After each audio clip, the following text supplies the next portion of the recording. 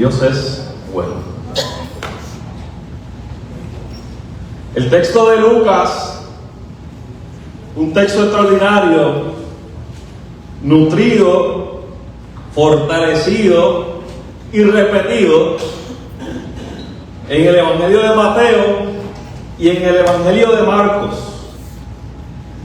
Los estudiosos de la Biblia dicen que Lucas y Mateo se copiaron de Marcos.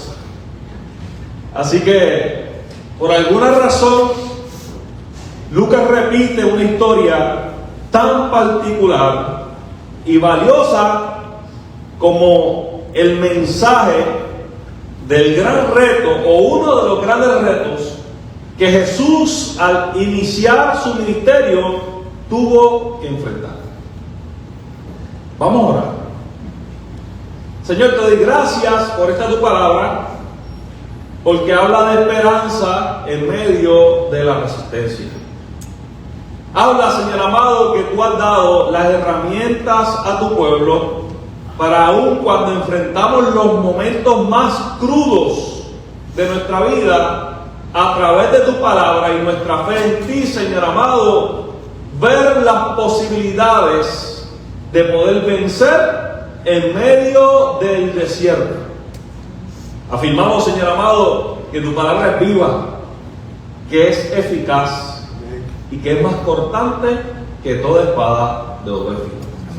Hoy la bendigo y afirmo que no torna atrás vacía. En Cristo Jesús. Amén. Amén.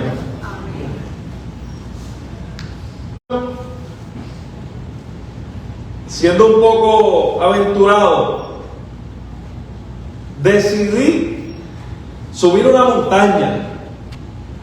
Hay un árbol que llaman el árbol solitario y se ve del Expreso.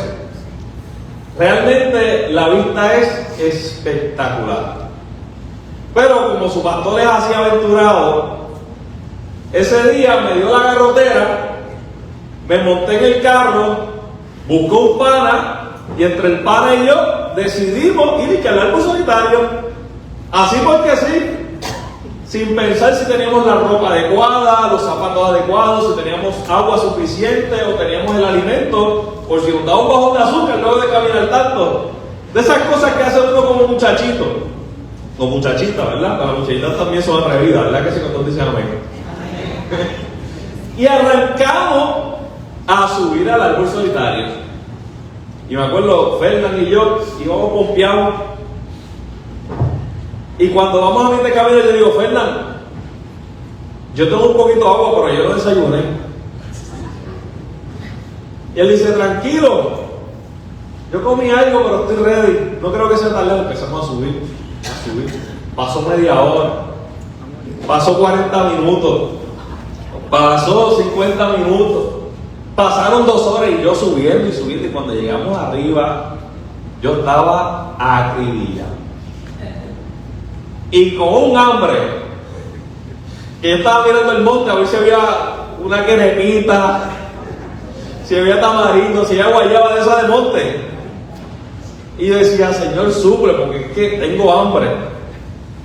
Lo que habían pasado habían sido desde que me levanté, me subí para allá, habían sido como 4 a 6 horas. Y tenía un hambre que no la soportaba. ¿A cuánto le ha pasado eso? Esa hambre que le pica a uno, que uno dice, si apareciera aunque sea un cantito de pan, ¿ah? Si apareciera un mata-hambre, ¿cuánto has comido mata-hambre por ahí? Y tanto fue el reto que cuando estamos viendo el famoso árbol solitario con un árbol de mango pequeño, que llegamos allí y nos sentamos, yo tenía tanta hambre que cuando me senté, respiré y miré el panorama, le digo al pana mío, bueno, ya nos vamos. Y él me dice, ¡tan rápido! Y yo dije, es que tengo hambre.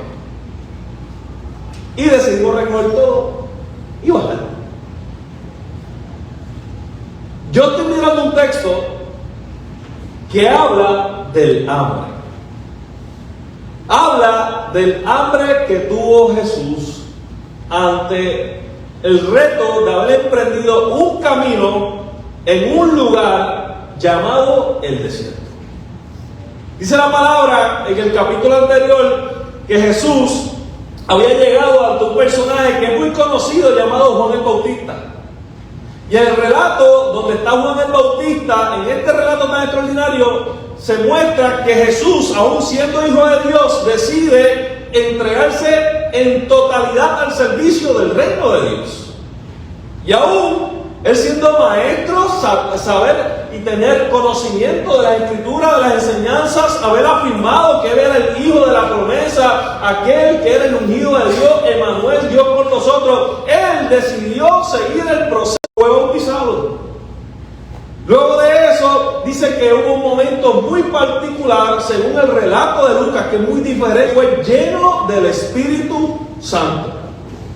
Que en dicha experiencia fue movido por el Espíritu Santo a enfrentar uno de los retos que relata la Biblia, que aparenta ser uno de los retos más complicados que en el inicio del Evangelio de Jesús se muestra. Y es estar 40 días subiendo montaña Tarena con hambre. Y dice el relato que el Espíritu de Dios llenó a Jesús con su poder. O sea que Jesús, a diferencia mía, yo subí la montaña sin nada, pero Jesús fue al desierto con todo. Dice el relato del versículo 1, y el Espíritu de Dios llenó a Jesús con su poder. Y cuando Jesús se alejó del río Jordán, el Espíritu lo guió al desierto. Por esa razón, cuando yo leo este relato, la expresión que posiblemente puede definir un poco más a las palabras de la predicación de hoy, podrían ser venciendo el desierto. Porque el desierto, ante el relato y ante la situación que Jesús estaba viviendo, era un momento duro, crudo y difícil. Y yo sé que para muchos y para muchas el desierto suena algo que no podemos comprender, porque yo podría preguntar cuántos de nosotros y nosotras hemos estado alguna vez en un desierto. Y son pocas las manos o ninguna las que se levanten. ¿Cuántos han estado en un desierto alguna vez aquí? Uno. Bueno, el de Guánica, que es muy diferente. No, estoy de acuerdo, es un desierto. Así que posiblemente no podremos comprender con claridad lo que representa este texto. Cuando leemos este relato, es un relato que nos hace analizar el tiempo en el que nos encontramos como iglesia hoy. El pasado miércoles iniciamos un tiempo que llamamos el tiempo de la Cuaresma, un tiempo de espera. Y hablamos que a muchos de nosotros y nosotras no nos gusta esperar. ¿A cuántos les gusta esperar aquí? A nadie, ¿verdad? Este periodo de la Cuaresma requiere paciencia, ese fruto que habla del amor de Dios. Es un tiempo de arrepentimiento, de preparación y de resistencia a la tentación. Y usted podrá hablar, pastor, ¿a qué tentación? A la que usted de forma individual enfrenta. Porque yo tengo mis retos y mis tentaciones, pero soy yo quien tengo que luchar con ellas. Eres tú quien tienes que luchar con las tuyas. Y fue Jesús, a través de su relato y su experiencia, con las que él tuvo que luchar con otras. Y el texto relata solamente 3, pero yo no tengo duda que Jesús tuvo otra gama de retos con los que tuvo que enfrentar. Nos recuerda que nuestra fuerza no proviene de nosotros o nosotras, sino de nuestra relación con Dios. Y este relato es extraordinario porque habla de muchos símbolos muy importantes. Habla del desierto, habla de un periodo de 40 días y habla de que Dios siempre acompañó a Jesús. Entonces, habla de una experiencia previa al periodo que nosotros y nosotras llamamos Cuaresma. Y este texto lo que está haciendo es que nos está llevando al periodo del Pentateuco, de los primeros libros de la Biblia. Y nos está recordando que hay procesos en la vida que la gente enfrenta, pero que aún en medio de los procesos Dios no importando el tiempo, siempre está con nosotros y con nosotros. Dice el relato que cuando nosotros vemos este texto y lo vemos repetido, porque se ve como si fuera un espejo, ¿verdad? A través del Nuevo Testamento, hace una ilustración o hace alusión a lo que el pueblo de Israel vivió. Era un pueblo esclavizado, ahorita lo leímos en el texto del Deuteronomio. Era un pueblo que necesitaba libertad, era un pueblo que necesitaba ser acompañado. Dice la palabra que ese pueblo, que era un puñado de personas, entró a Egipto, fue esclavizado y siendo esclavizado se multiplicó. Y que en medio de esa multiplicación, dice el relato, que se hizo un pueblo abundante. Y Dios tuvo compasión de su pueblo. Y Dios tuvo compasión de las personas que había llamado, que había dicho que ellos eran su pueblo. Dice la palabra que puso a alguien en el camino, puso a Moisés. Y el relato revela que Moisés fue aquel que aún en medio de su reto, aún siendo gago, aún siendo un asesino, aún siendo un mentiroso por haber negado a su esposa, aún siendo un hombre que posiblemente ante la sociedad, ante los límites de la sociedad no era el adecuado, ese fue el que escogió Dios. Aquel adoptado, porque Moisés fue adoptado, fue abandonado por sus padres. Ese menospreciado, ese menosvalorado fue el que Dios tomó, llamó, convocó y preparó para que liberara a un pueblo esclavizado. Y dice el relato que luego de eso, este pueblo fue esclavizado, fue liberado, luego de una historia que ustedes conocen, podemos hablarla después. Y dice que estuvo en el desierto y que vagaron por el desierto un número similar al que Jesús tuvo en el desierto. La diferencia es que Jesús lo vive en días y el pueblo de Israel lo vive en años, según el relato. Dice que estuvo 40 años vagando en el desierto. Y en esta historia bien particular, quiero que me acompañe, hay algo majestuoso, hay algo extraordinario, y es que el pueblo de Israel, mientras caminaba en el desierto, Dios siempre les acompañó. Amén. Dice el relato que cuando era de día, guiaba el camino con una nube. Y cuando era de noche, hacía columna de fuego. En otras palabras, alumbraba el camino. Dice el relato que cuando tenían hambre, había provisión de alimentos. Había aquello que se llamaba maná y había aquello que se llamaba godorniz, que es un polluelo pequeño, para poder alimentar al pueblo en medio de su necesidad. Dice el relato que cuando había enfermedades, cuando había momentos donde las serpientes abundaban tanto que comenzaron a picar, a enfermar a los que eran del pueblo judío, dice que Dios hizo provisión y trajo sanidad a un pueblo enfermo. Y lo mismo sucede con Jesús. Y vamos a verlo a través de la palabra hoy. Lucas, en el capítulo 4, Jesús enfrenta 3 tentaciones en el desierto. Ojo, que son las 3 tentaciones que relata el texto, pero no creo que fueran las únicas tentaciones que Jesús vivió. Cada una es una estrategia del mismo diablo, dice el texto, para hacer que Jesús dude de su identidad y busque atajos para su misión.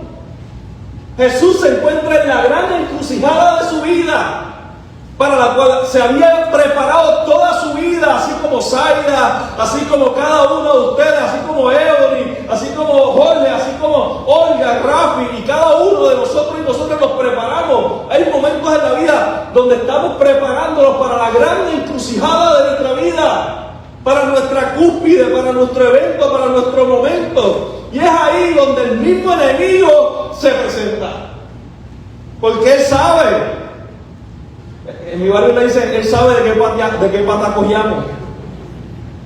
Él sabe de qué pata cogíamos. Y dice el relato que cada una de esas estrategias el diablo las usó el diablo para hacer que Jesús dude de su identidad y busque atajos para su misión.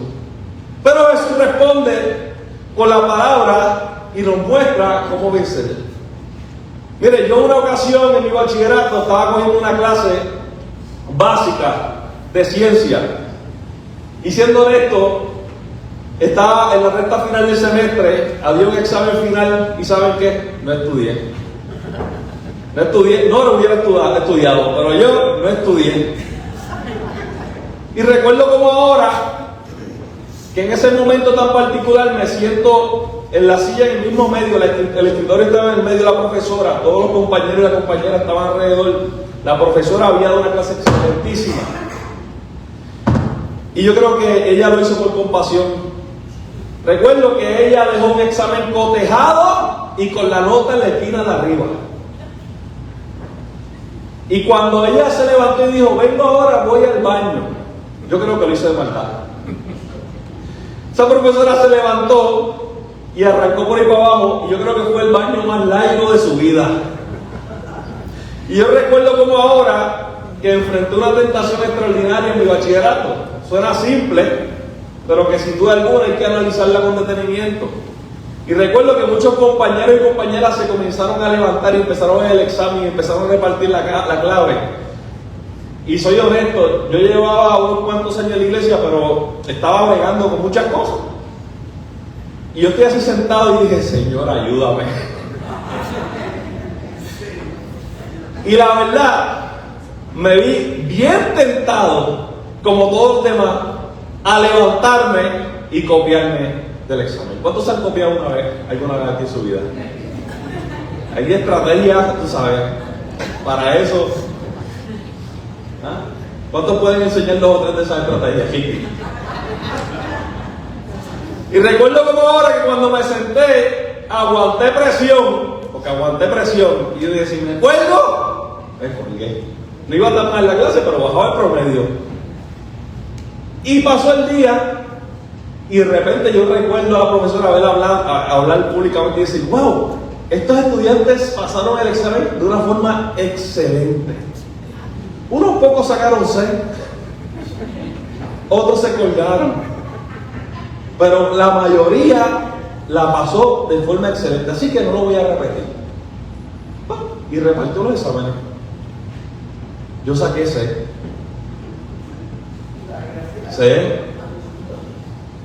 Al principio dije, diantre. Pero después analicé y dije, gracias Señor. ¿Sabe por qué? Porque yo saqué una C sudada, pero fue una C verdadera. Ellos sacaron A, posiblemente de 100 o 110, pero su A es falsa. Usted está comprendiendo lo que estoy diciendo, ¿verdad? Oramos para cerrar el sermón.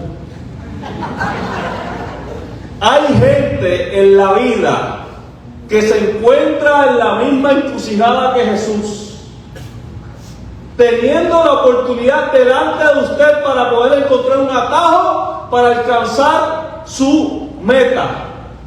Y está en tus manos si tomas el atajo para poder decir que lo lograste, o mantienes tu postura de integridad para, aunque sea para tu propia conciencia, no para los demás, para tu propia paz, dices, esto es lo que me gané. Amén. Y Jesús se encuentra en el momento de encontrar un atajo para su misión. Y tiene 3 tentaciones, pero Jesús es como yo y como 2 o 3 por ahí que no se quedan callados. ¿Cuántos se quedan callados por ahí? 3 respuestas da Jesús. 3 respuestas, Rafi. 3 respuestas de fe. Jesús tiene hambre y el diablo le sugiere que use su poder para convertir las piedras en pan. Le dice en el versículo 3 y 4, haz pan de estas piedras. ¿Tú tienes hambre? Haz pan de estas piedras. Y Jesús tuvo una tentación muy particular, y fue la tentación de la autosuficiencia. Autosuficiencia. En otras palabras, Jesús sabía que era el Hijo de Dios. Y Él sabía que tenía el poder para convertir dichas piedras en pan. Él tenía las herramientas para hacer el milagro. Para entonces responderle al Dios y decirle a la cara, te lo dije que lo puedo hacer. No hay nada imposible para mí. Este señorito que está aquí es el Hijo de Dios. ¿Ah? ¿Cuántos conocen a 2 o 3 así? Jesús se las pudo haber echado. Jesús pudo haber dicho: yo no tengo que pasar este proceso. Yo soy el Emanuel. Yo soy la promesa cumplida. Yo soy aquel del que habla el Antiguo Testamento y la palabra se hace cumplida, se hace real hoy delante de ustedes. Él pudo haber dicho eso. Y de hecho lo hace más adelante en el capítulo 5. Pero frente a las personas arrogantes, que eran los maestros del templo. En este caso está enfrentando el reto de la tentación. Y Jesús tiene hambre. Y el diablo le sugiere que use su poder para convertir en pan dichas piedras. Suena algo lógico, ¿verdad? Tengo hambre. Ve que tienes hambre. Si hay hambre, muchacho, me como hasta las piedras. Así decimos en Puerto Rico, ¿verdad? Pero Jesús sabe que la vida no se trata de lo material. Jesús sabe que la vida no se trata de lo que nosotros tenemos el poder para hacer. Y Jesús le responde. Y es una respuesta extraordinaria. Dice: no solo de pan vivirá el ser humano, sino de toda palabra de Dios. Y hace una referencia al texto de Deuteronomio capítulo 8 versículo 3, afirmando que el ser humano debe de aprender a no solo sostenerse por lo material, sino aprender a sostenerse de aquel que da la vida. Y Jesús, siendo todopoderoso, teniendo todas las cartas bajo la manga, teniendo todo el poder, decide confiar en su Padre. Y nos invita a pensar y hacernos esta pregunta: ¿confiamos en Dios? ¿Cuánto confía en Dios? ¿O confiamos en nuestras propias fuerzas? Ah, no, pastor, es que yo tengo las capacidades, es que yo tengo los talentos, es que yo soy el cheche de la película. Aquí no cae una hoja si yo no estoy presente. ¿Ah? Es que yo lo tengo que saber todo. Es que yo soy el rey de la selva. Es que yo soy el ángel de Jehová, el ungido de Dios. ¿Se imaginan a su pastor hablando así? Ya hubieran pedido cambio pastoral cuando se van a ir. Gloria a Dios, porque la iglesia puede pedir cambio pastoral. ¿Sabe? Jesús reconoció que aún siendo realmente el centro del evangelio, él reconoció que su dependencia no estaba en sus atributos. Jesús.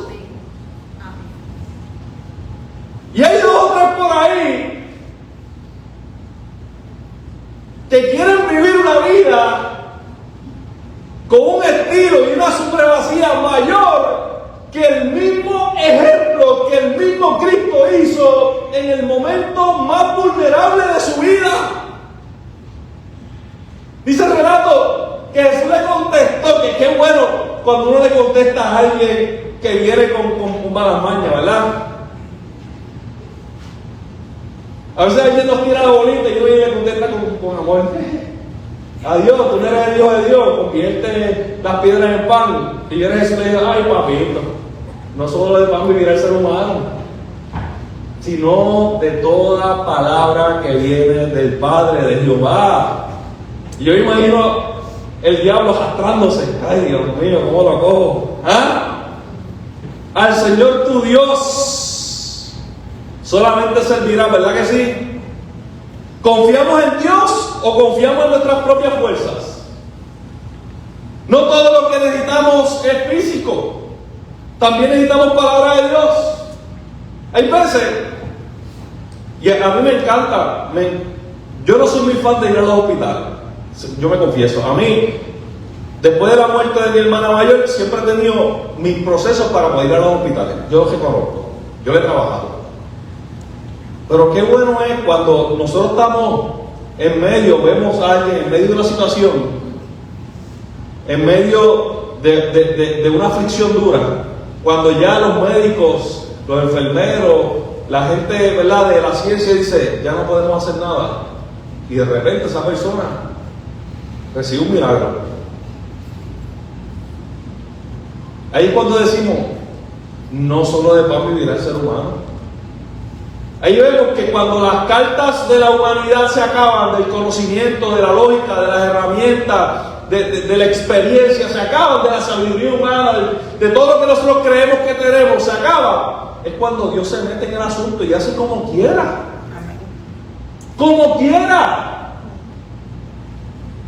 Cuando a veces pensamos que ya no hay oportunidad, viene Dios y hace algo para que haya una oportunidad. Yo he dado este testimonio otras veces. Recuerdo una vez, estaba en Nicaragua, estábamos en un evento de niños. Había una fila salvaje de niños que venían a compartir en el evento de la niñez. Había jugo y galletas, como para 30 muchachitos. Y llegaron más de 100. En ese momento, la sabiduría humana, los recursos humanos se acabaron. Y recuerdo como ahora viene esta hermana y dice, vamos a orar por ese jugo y esa galleta. De esa gente que nos pone la piel en la tierra y nos deja saber, oye, ¿de qué Dios tú estás hablando? Y recuerdo como ahora esa muchachería allí, gritando, jugando, esperando el evento, esperando su merienda, y nosotros llegar hasta donde estaba el jugo, donde estaba la galleta. Estábamos en ese momento y esta señora salir así de repente y puso las manos sobre el jugo, puso las manos sobre la galleta, y de repente esos muchachitos tomando jugo y comiendo galletas, tomando jugo y comiendo galletas, tomando jugo y comiendo galletas, y nos decían, y no se va a acabar, y hasta sobró. Porque en mi racional era que cumpliera con la justa medida que nosotros planificamos. 30 vasitos, 30 galletitas y vámonos. Pero en el racional de Dios nos dejó saber que en medio de ese proceso que parecía imposible, Dios es quien está en el asunto y que nosotros simplemente éramos herramientas de Dios para que se cumpliera el llamado, el milagro de Dios, para que nosotros tuviéramos fe, para que afirmáramos el milagro de Dios, para que descansáramos en el Señor. Y yo sé que hay gente que no va a comprender esto. No lo va a comprender. Y yo en momentos dados no lo he comprendido. Hasta que veo el milagro con mis propios ojos. Porque lo que parece un milagro para mí, para Dios es algo cotidiano. El segundo enfrentamiento que tiene Jesús aquí es uno relacionado a la adoración. Y viene el diablo y le dice, adórame y te daré todo el poder. ¿Ah? La idolatría. Adórame y te daré todo el poder. Y dice el relato algo más extraordinario. Dice, te daré todo el poder que me ha sido entregado. Y yo me pregunto, ¿quién se lo entregó? ¿Quién se lo entregó? ¿Quién le entregó ese poder al diablo? ¿A nadie sabe? Nosotros. Ese momento, pero yo recuerdo mucho una vez una persona decir,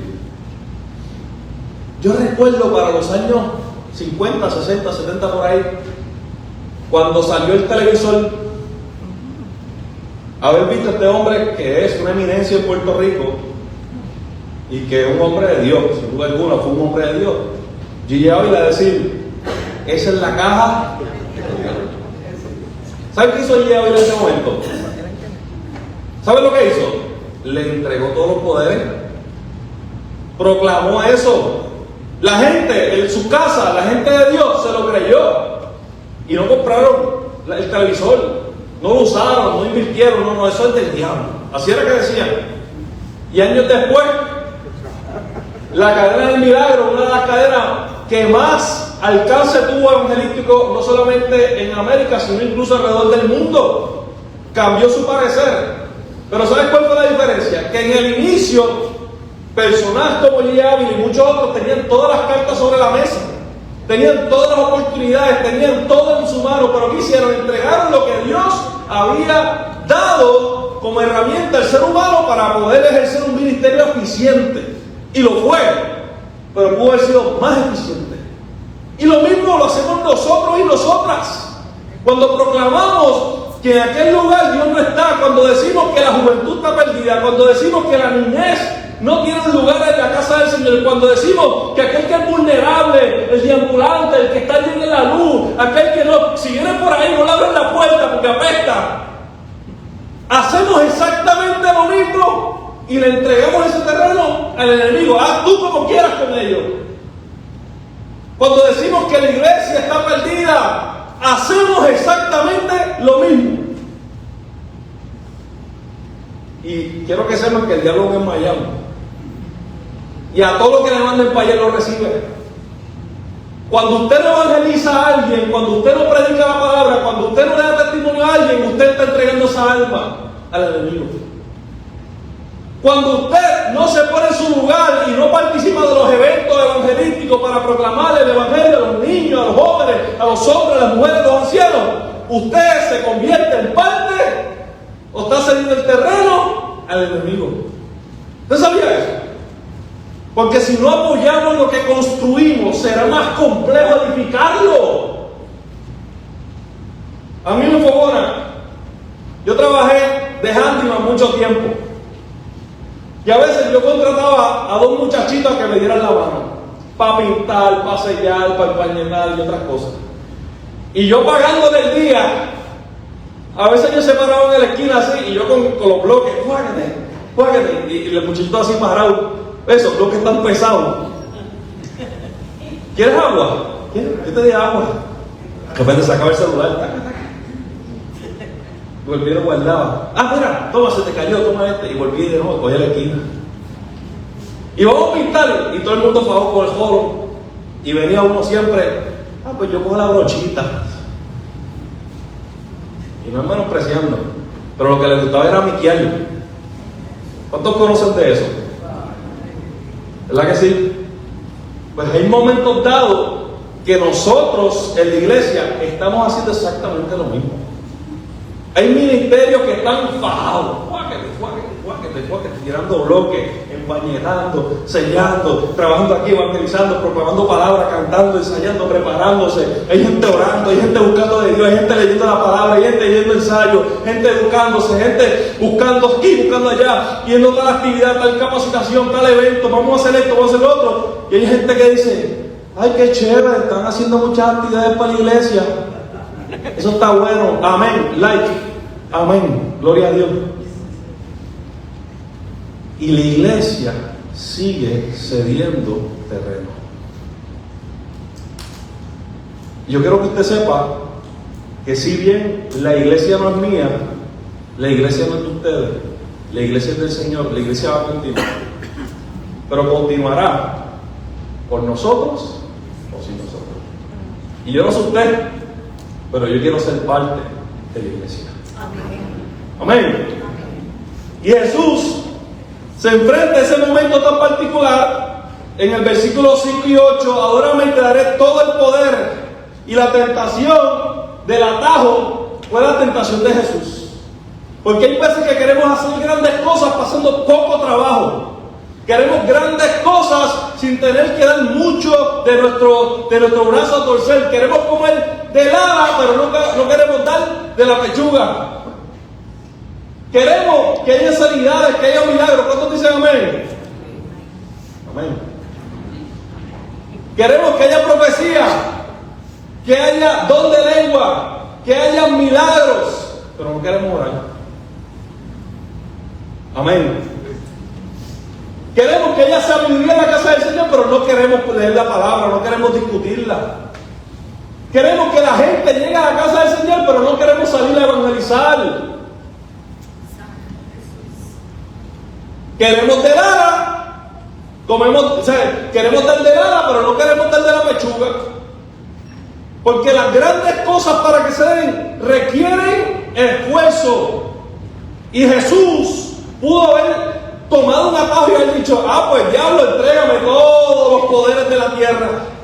Así es más fácil. Así no tengo que poner en la cruz, así no tengo que ser crucificado, así no tengo que ser negado, así no me tienen que traicionar, así que no tengo que ser vendido. Él puede haber dicho, ya alcancé el poder. Pero ¿sabes qué? Él no tomó el proceso del atajo, él tomó el proceso del camino. El camino que el mismo Padre había trazado. El diablo le ofrece necesidad de la cruz. Y todos queremos la resurrección sin enfrentarnos a la cruz. Por eso leímos la carta a los Romanos, el capítulo 8, versículos 10 al 13. Es que hay que creerlo en el corazón, hay que confesarlo con la boca. Es que hay que dar testimonio, es lo que está diciendo ahí el texto de Romanos que leímos ahorita. Pero nadie quiere pasar el proceso de la cruz, todos quieren la redención, todos quieren ver la victoria, todos quieren estar en la cima, pero nadie quiere vivir el proceso. Y el mismo Jesús, siendo Hijo de Dios, prefirió vivir el proceso antes de enfrentarse a cualquier gloria, a cualquier victoria. Él prefirió ser molido por nuestros pecados, por nuestros delitos, por nuestros errores, por amor a nosotros, antes de cualquier cosa. Y eso en el versículo 8, 5 y 8, el diablo le ofrece a Jesús los reinos del mundo sin necesidad de la cruz. Un atajo tentador, como el que yo tuve con la maestra ciencia. Pero Jesús sabe que la única adoración es válida si es solo a Dios. Y le responde a Jesús, porque Jesús no se queda callado: al Señor tu Dios adorarás y a Él solo servirás. ¿Y a cuántos dioses nosotros tenemos? Ay, Dios mío. Y eso que no es temporada de elecciones, ya lo pasamos. Deuteronomio capítulo 6, versículo 13 dice: y al Señor tu Dios adorarás y a Él solo servirás. Y hago una pregunta: ¿buscamos caminos fáciles en vez de obedecer a Dios? ¿Buscamos asuntos a conveniencia en vez de buscar de Dios?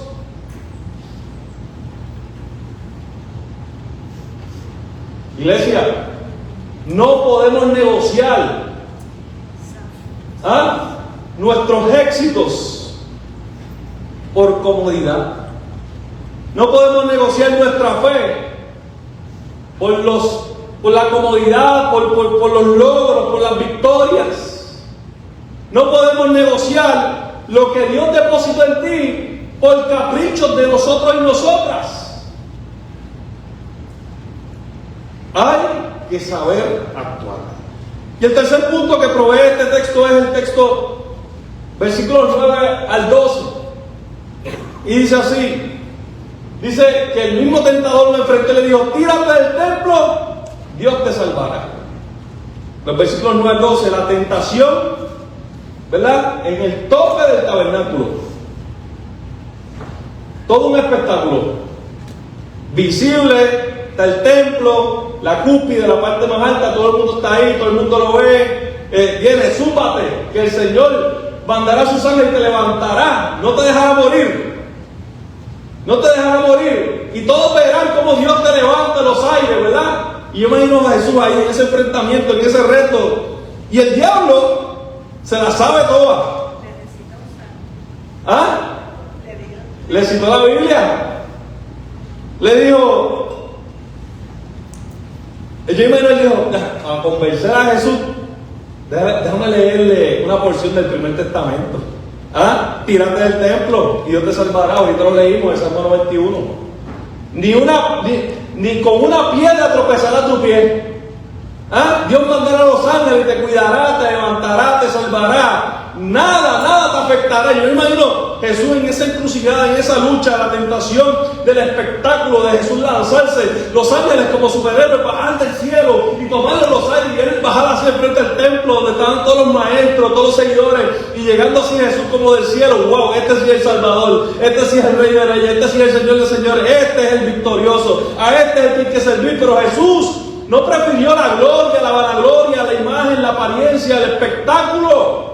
Jesús prefirió citarle la misma Biblia, porque el diablo usa la Biblia para convencer a Jesús de que pruebe el amor de Dios con un acto dramático. Y hay gente que le gusta el drama. A mí me encantan las películas de drama. ¿Cuánto le gustan las películas de drama? Está cool para las películas, para las novelas, para las series.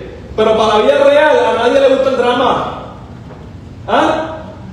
Cuando tú ves a un matrimonio peleando en los pasillos de Walmart con un drama allí, que yo quiero las chancletas y yo quiero los azules, tirándose los trapos sucios de lo que hicieron en la casa, de la llamada telefónica. Usted sabe, cuando uno ve en las redes sociales lo que está pasando, lo que la gente se dice, cómo se humillan. Mire la historia de Daddy Yankee con su esposa, todo un drama. El diablo usa la Biblia para convencer a Jesús de que pruebe el amor de Dios con un acto dramático. Pero Jesús sabe que la fe no necesita pruebas visibles. No, pastor, yo solamente le dije al Señor que si yo sacaba A en el examen, yo le iba a servir. No, Señor. Yo le dije al Señor, pastor, yo le dije al Señor que si me llevaba de San Juan a Guayama con los ojos cerrados, yo le iba a servir. No, entonces empezamos a negociar con Dios, a buscar el drama, a buscar qué nos conviene para tirar la raya. No, Señor, si tú haces lo que yo digo, entonces busco de ti, pensando que Dios necesita de nosotros o nosotras. Y Dios no necesita de nosotros y nosotras. Nosotros y nosotras somos quienes necesitamos de Dios. Pero Jesús sabe que la fe no necesita pruebas visibles, aun cuando Él muestra las pruebas, aun cuando Él hace los milagros. Jesús responde: no tentarás al Señor tu Dios, como dice Deuteronomio capítulo 6, versículo 16. ¿Y cuántas veces nosotros y nosotras tentamos a Dios? Sabemos que nuestro exnovio, que nuestra exnovia, nuestro exesposo, nuestra exesposa está ahí en las redes sociales y decimos: le voy a decir hola nada más. Ya estando casados quizás, o estando nuevamente enamorados, déjame decirle hola nada más. Es para saludar, si no va a pasar nada. Y tú vienes y le escribes a Alex por mensaje, una llamadita para decirle hello, ¿cómo estás? Estando casado y casada. Y viene él y ella te contesta un mensajito caliente: y ahora.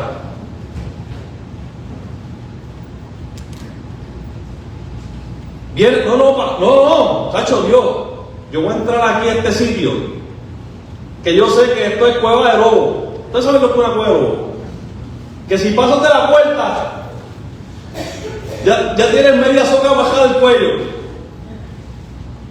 No, yo voy a entrar. Es como me dice el pastor: va a ir a las 3 de la mañana al pueblo a evangelizar, a los postes del pueblo. No, pues si soy un hombre de Dios. ¿Cuántos hombres y mujeres de Dios hay aquí? Si yo me meto esa hora a los pop, yo no soy feo, me voy con hippie para ganar. Voy a los postes del pueblo. ¿Tú crees que yo voy a evangelizar? Me estoy exponiendo a la vulnerabilidad. Estoy tentando a Dios. Estoy totalmente vulnerable al hecho de que pueda meter la metida pata más grande de mi vida.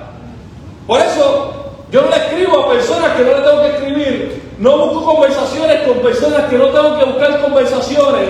No voy a los lugares que no tengo que estar en la hora equivocada, porque yo puedo ir durante el día y saludar y beber un refresco y hablar y quizás comer. Pero yo no estoy a las 12, 1, 2, 3 de la mañana metido en esos sitios. Y lo mismo pasa a la casa que él te va. No, pastor, yo voy a casa de fulana, ella habla mucho, a veces habla cositas indebidas, pero yo no le presto atención.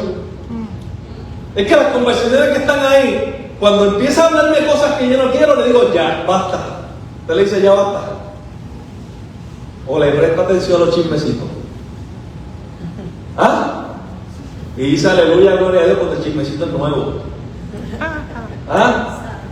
Se hace vulnerable, iglesia.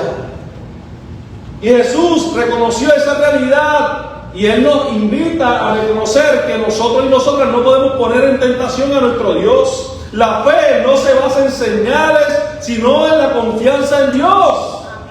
Y entender cuál es nuestro lugar, hasta dónde llegan nuestros límites, hasta dónde llega el llamado de Dios en nuestra vida, porque porque Dios nunca se va a alejar de nosotros o nosotras, pero nosotros y nosotras somos tan caprichosos y caprichosas que por nuestras vanaglorias, por nuestros placeres, por nuestros gustos, somos capaces de alejarnos de Dios. Y Dios, con el amor inmenso que tiene, nunca nos deja. La fe no se basa en señales, sino en confianza en Dios. Dios ya demostró su amor en la cruz del Calvario. No lo tentemos, no busquemos otras alternativas. Dios es el que Él sigue estando presente. Y algo extraordinario es que Dios, el mismo Jesús, reconociendo que era Dios, Él habló que Él era el Hijo de Dios, pero que su dependencia era total del Espíritu de Dios. Escuche esto. Jesús no inicia su ministerio hasta no ser bautizado. Se llena del Espíritu Santo. Va al desierto. Y Él muestra en el desierto, sin que nadie esté presente, su dependencia del Espíritu Santo. Jesús no enfrentó solo la tentación. Estaba lleno del Espíritu Santo. Pero nosotros no. Nosotros cuando estamos más guayados, cuando las baterías están más agotadas, ahí es que nos creemos los cheches y las chechas de la película. Ahí es cuando queremos tirarnos el bocado. No, pastor, olvídate de eso, vamos para adelante. Por eso nos pelamos, por eso nos guayamos. Porque tenemos que entender que nuestra vida es de total dependencia del Espíritu de Dios. Y que no podemos exponernos a la vulnerabilidad y que tenemos que ser gente madura, gente consciente. No, pastores, es que ya soy una persona mayor. Yo he visto personas mayores aventurados y aventuradas. Y yo amo a todo el mundo, pero a veces he tenido que cerrar la puerta. No, hablamos después, porque hay gente aventurada. Y usted tiene que cuidar cuáles son los límites y las puertas que abre. ¿Cuál es la mirada que da? ¿Cuáles son las expresiones que habla? No seamos copartícipes de quien quiera hacernos daño. Tenemos que afirmarnos en la palabra de Dios. No, pastor, es que yo me sé la Biblia. Jesús, el Hijo de Dios, se afirmó en la palabra de Dios. ¿Y saben qué? El diablo se la conoce también. Lo que pasa es que no la leemos. ¿Cuántos leen la Biblia aquí todos los días? Y es un reto. ¿Sabes? A veces la gente pensamos que el reto de hoy en día está en la oración, está en la infraestructura. El reto más grande de la iglesia hoy en día es que la iglesia no quiere orar, que la iglesia no quiere leer la palabra, que la iglesia no quiere escudriñar la base, el principio, el camino. La gente no quiere buscar del Espíritu Santo de Dios. Mira, de las cosas más extraordinarias que yo veía en mi casa era cuando yo venía, yo pensando y maquinando en 20 cosas, y de repente mami venía y decía, Dios mío, mami venía y me decía, ¿para dónde vas? Tú vas para tal sitio, vas con fulano, vas a hacer esto, vas a hacer lo otro. Y yo la miraba y decía, mami, ¿cómo tú lo sabes? Yo estoy orando por ti. Y Dios pone en mi corazón. Y eso parece algo simple, mi gente. Pero es que no había lugar. Yo me podía meter en el hoyo más profundo y ahí estaba el Señor trabajando conmigo. Porque el Espíritu de Dios trabaja con cada persona de forma diferente. Jesús no enfrentó solo la tentación, estaba lleno del Espíritu. Afirmamos la palabra de Dios y Jesús mismo la citó las Escrituras para resistir. Y tercer punto, para cerrar, no negociar nuestra fe. ¿Cuántos negocian su fe? Pastor, es que yo soy cristiano viernes, sábado y domingo. En la semana no me hables de Dios. No, pastor, no, muchacho. Yo el domingo voy, me arrepiento, participo en la comunión, oro, leo la palabra, pero el resto de la semana olvídate de mí.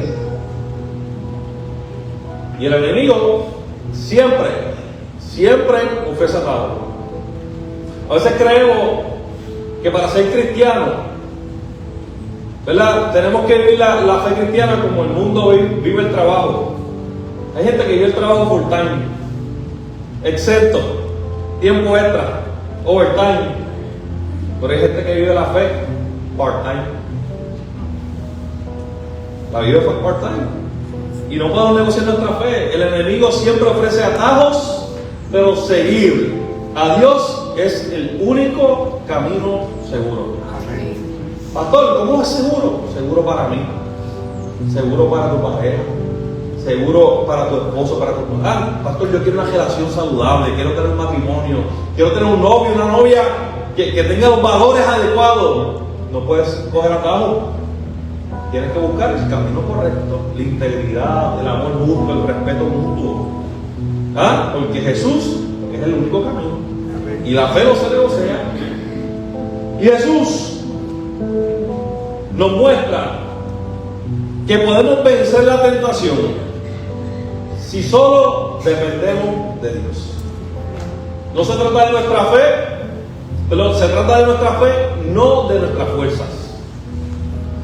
Se trata de la gracia de Dios.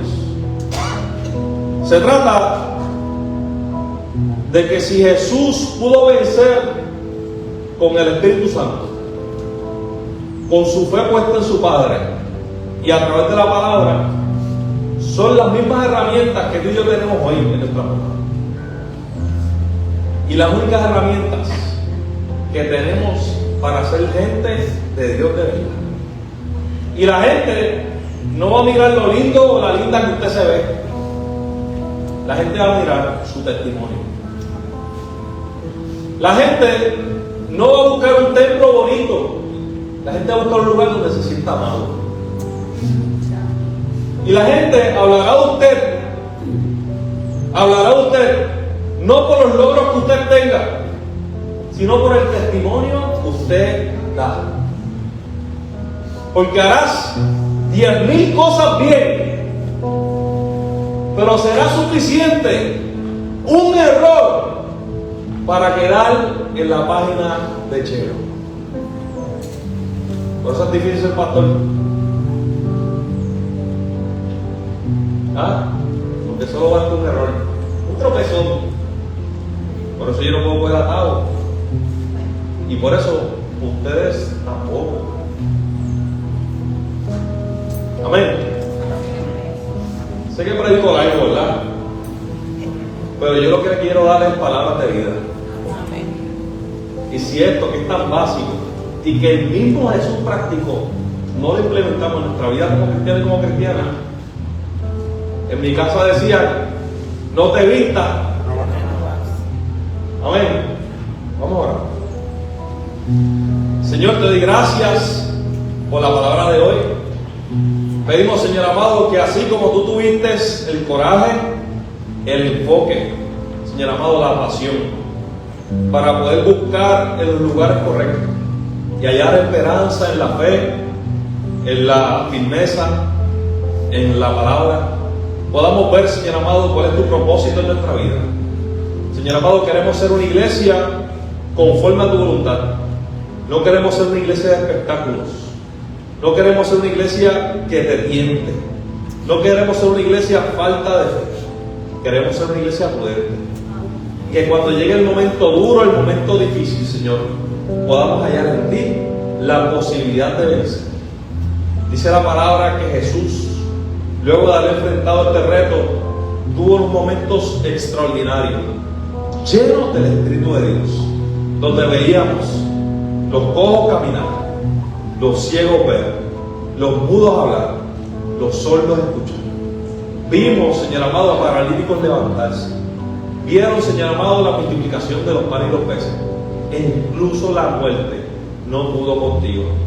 Solo por mantenerte firme en la voluntad del Padre.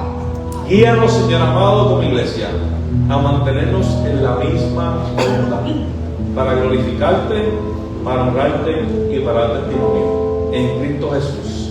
Amén.